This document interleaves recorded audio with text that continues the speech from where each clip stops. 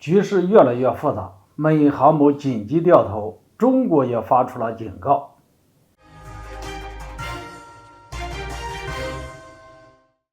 大家好，我是薛运华，欢迎来到运华观点。危急关头，中国发出了警告，到底发生了什么？今天我们来聊聊这个话题。随着美国带领一些亚太盟友的不断挑衅，中国周边地区的局势正变得越来越复杂。近日，根据多家美国媒体的消息，刚结束美日韩三国演习，正在南下的美国里根号航母打击群突然紧急掉头，开始重返朝鲜半岛周边海域。美海军里根号航母这一举动，就连不少美国的媒体都认为这是十分罕见的。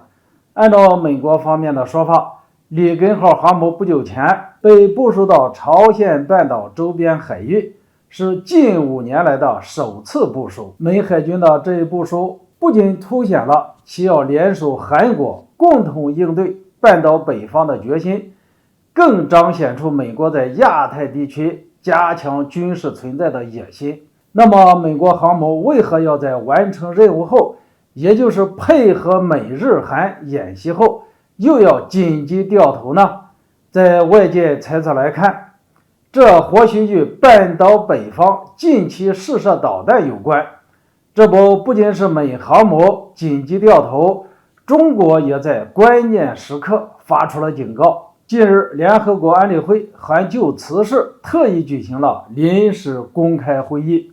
在会上，中国驻联合国副代表明确表示，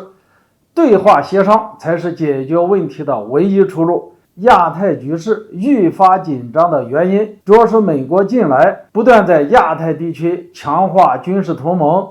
推高军事对抗风险造成的。毫无疑问，美国倘若再这样继续下去，在一些问题上搞双重标准，试图干涉他国内政，那么半岛形势、亚太地区的局势势必会更加的紧张。美国方面非但不想着去如何降温，反倒还要再添一把火。分析来看，美海军里根号航母紧急掉头，在刚结束与韩国和日本的三边联合军演之后，又被重新部署到韩国的东海岸，这是极不寻常的一幕，表明中国周边地区的博弈已经到了危急关头。美海军的这一举动好像是要给韩国送去定心丸，以表明美国坚决会在半岛问题上站到朝鲜一边。但试想一下，美国为何要在军事层面给韩国极大的支持呢？要知道，在不久前的联合国大会上，拜登可是给了尹锡悦一个下马威，只给了他48秒的会晤时间。在当时大为不满的尹锡悦甚至还直接爆了粗口。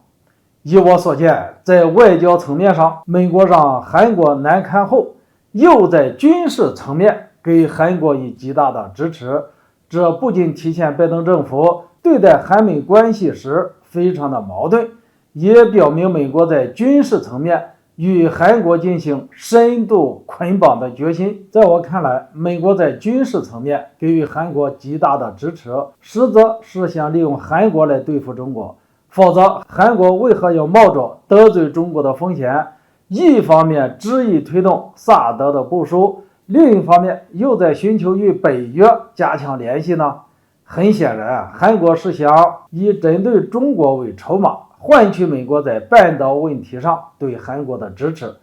所以呢，美海军这极不寻常的一个举动，也就是紧急掉头重回韩国东海岸，其实就是一个非常危险的信号，值得我国高度警惕。毕竟美国在军事层面彰显出对韩国前所未有的支持，大概率会换来韩国对美国前所未有的忠心，也就是在针对我国的问题上变得更为激进。今天这个话题就聊到这里，欢迎大家留言交流，下次见。